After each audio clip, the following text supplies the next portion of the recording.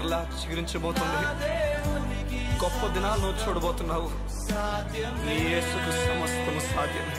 Morning దేవుని ప్రియ కుమారుడు, good morning దేవుని ప్రియ కుమార్తె, special good morning to you. ఈ ఉదయాన్న దేవుడు నీతో మాట్లాడుతూ ఒక విషయం తెలియజేస్తున్నాడు. ఫలించడం గురించి, ఫలించి వ్యాపించడం గురించి ప్రతి మానవుడు చాలా ఆశపడతాడు.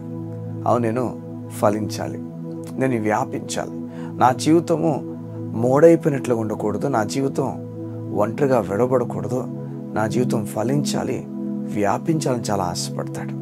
ఈ ఉదయాన్న వింటున్న నీలో కూడా ఈ ఆశ ఖచ్చితంగా ఉంటుంది. నేను ఎవరికి ఉదయం ఉండిపోకూడదు. చూడండి, ఒక ఉద్యోగ విషయంలో ఫలించాలి, వ్యాపించాలి. ప్రతి ఒక్కరు కూడా వారి జీవితంలో వారు ఏదైనప్పటికీ, వారి వివాహ జీవితంలో కానీ, వారి కుటుంబ జీవితంలో కానీ, అది ఉద్యోగమైనా వ్యాపారమైనా ఏ పని చేస్తున్నా ఒక వ్యక్తి ఫలించాలనుకుంటాడు, తర్వాత వ్యాపించాలనుకుంటాడు. కానీ దేవుని గ్రంథం ఈ ఫలించడం గురించి, వ్యాపించడం గురించి చెప్తున్నప్పుడు ఎలా సాధ్యమవుతుందంటే, కొలస్సీయులకు రాసిన పత్రిక 1వ అధ్యాయము 6వ వచనం ఈ విధంగా ఉంది: మీరు కృపను సత్యంగా నమ్మి నాటి నుండి మీరు ఫలించి వ్యాపించుచున్నారు. చూడండి, యేసయ్య కృపను నమ్మిన వ్యక్తి, యేసయ్య కృపను కృపగా తీసుకున్న వ్యక్తి, అయ్యా నేను నీతిమంతుడు, నీ ఎదుట నీకు వందనాలు, నీ ఎదుట నేను నిలబడే అవకాశం కలిగింది, నీకు స్తోత్రాలు. నా మంచితనం బట్టి కాదు, నా గొప్పతనం బట్టి కాదు, నాలో ఏ మంచి లేదు, నేను చెడ్డవాడినైనప్పటికీ నువ్వు నన్ను ప్రేమించావు, నీకు స్తోత్రాలు. నీతో పాటు నన్ను కూర్చుండబెట్టావు, నీకు వందనాలు. అయ్యా నీ రాజ్యానికి నన్ను పిలుచుకున్నావు, నీకు స్తోత్రాలు. పరలోక రాజ్యము నాకు ఉచితంగా ఇవ్వబోతున్న దేవా, నీకు వందనాలు. నీ ఆత్మ నాకు ఇచ్చినందుకు నీకు స్తోత్రాలు. ప్రతిదీ కూడా కృపలో మనకు అనుగ్రహింపబడిన ప్రతి విషయాన్ని కూడా ఎరిగిన వ్యక్తి, కృపను పట్టుకున్న వ్యక్తి, బైబిల్ చెప్తుంది, ఫలిస్తాడు, వ్యాపిస్తాడు. చూడండి, దేవుడు కేవలం నువ్వు ఫలించే చెట్టుగా మాత్రం ఉండిపోవాలని కోరట్లేదు, కానీ నువ్వు ఫలించిన తర్వాత ఆ విత్తనాలు ఇంకా చెట్లుగా మారాలని కోరుతున్నాడు. నువ్వు ఫలించి వ్యాపించుదువుగాక. నిన్ను దేవుడు ఫలించి వ్యాపించినట్లుగా నీ జీవితాన్ని మలచబోతున్నాడు.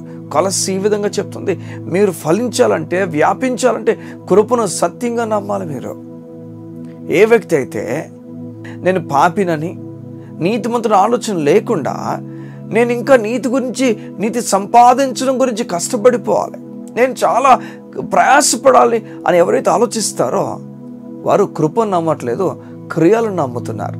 క్రియలు నమ్ముతున్న వ్యక్తి, బైబిల్ చెప్తుంది, ఎప్పుడు కూడా ఫలించి వ్యాపించటం. క్రియలు చూడండి, బైబిల్ చెప్తున్నమాట, అతిశయ కారణం ఎక్కడా? అది కొట్టివేయబడను. అది క్రియా న్యాయం బట్టియా, లేకపోతే విశ్వాస న్యాయం బట్టియా? అవును, విశ్వాస న్యాయం బట్టి క్రియా న్యాయం ఏమైపోయింది? కొట్టివేయబడింది.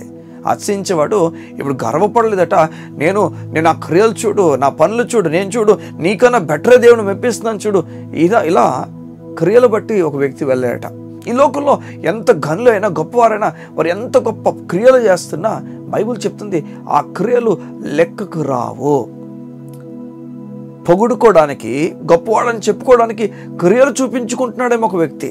బైబిల్ తెలియజేస్తుంది, ఆ క్రియలు లెక్కకు రావు. ఏది లెక్కకు వస్తుంది? దేవుని కృప మాత్రమే లెక్కకు వస్తుంది. ఈ ఉదయం దేవుడు చెప్తున్నాడు, నువ్వు ఫలించబోతున్నావు, నువ్వు వ్యాపించబోతున్నావు, నువ్వు ఉన్నతమైన కార్యాలు చూడబోతున్నావు. విను జాగ్రత్తగా, నువ్వు నీతిమంతుడుగా నమ్మడానికి ఇష్టపడు. దేవునికి దూరంగా ఉన్నావు అన్న విషయం నుంచి బయటకు వచ్చి, నేను చాలా దగ్గరగా ఉన్నానండి, నా దేవునికి చాలా దగ్గరగా ఉన్నాను, నా దేవుడు నన్ను ఎంత ప్రేమించాడంటే, తప్పిపోయిన గొర్రెని నన్ను తన భుజాల మీద వేసుకొని వెనక్కి తీసుకొచ్చి నన్ను చంపడానికి కాదు, కానీ ఒక వేడుక చెప్పడానికి, నా గొర్రె దొరికింది అని ఒక వేడుకని చెప్పడానికి తీసుకొని వచ్చాడు. అవును, నీ పట్ల ఆయన చెడ్డ దృష్టి కలిగి లేడు, మంచి దృష్టి కలిగి ఉన్నాడు, నిన్ను ప్రేమించుచున్నాడు. ఈ ఉదయాన్న అందరు చెప్పిన మాటలు నమ్ముతున్నావు? లేదు, దేవుని మాట నమ్ము, ధైర్యంగా ముందుకు వెళ్తావు, నువ్వు ఫలించి వ్యాపించుదుగాక. కళ్ళు మూసుకున్నట్లయితే ఈ ఉదయాన్న మీ గురించి నేను ప్రార్థన చేయడానికి ఇష్టపడుతున్నాను. మా ప్రియ పరలోకపు తండ్రి, నీకు వందనాలు. నిబిడలు వారి జీవితంలో నెమ్మదిని కలుగు చేయదేవా, నీకు స్తోత్రాలు. వారు ఏ చోట అలసిపోవాల్సిన పని లేదని, ఏ చోట కృంగిపోవాల్సిన పని లేదని, నీవు చూపించు బాట గొప్పదని, నీవు నడిపించు తీరు గొప్పదని వారు నెమ్మది కలిగి నీ మీద ఆధారపడి ముందుకెళ్ళినట్లుగా సహాయమును మేము అడుగుతున్నాం. అయ్యా, ఏ చోటైతే నిబిడలు ఫలించలేకపోయారో, వ్యాపించలేకపోయారో, ఏ చోటైతే నీ బిడ్డలు వారి క్రియల మీద ఆధారపడిపోతున్నారో ఆ చోటు నుంచి పూర్తిగా నీ కృప మీద ఆధారపడి నీ కృప మీద ఆనుకొని ముందుకు వెళ్ళేవారుగా ఆ మెచ్యూరిటీని వారికి ఇవ్వండి. ఆత్మీయ మెచ్యూరిటీని ఇచ్చి నీ బిడ్డలు నడిపించమని కోరుతూ యేసయ్య నామమున ప్రార్థించుచున్నాము తండ్రి. ఆమేన్, ఆమేన్, ఆమేన్. దేవుని లేఖనాలు చెప్తున్నాయి, క్రియల మూలంగా కాదు, విశ్వాసం మూలంగా మనం నీతిమంతులుగా తీర్చబడ్డాం. నేను నమ్ముతున్నాను, గొప్ప కార్యాలతో దేవుడు ఇది నుండి నడిపించబోతున్నాడు. God bless you. See you tomorrow.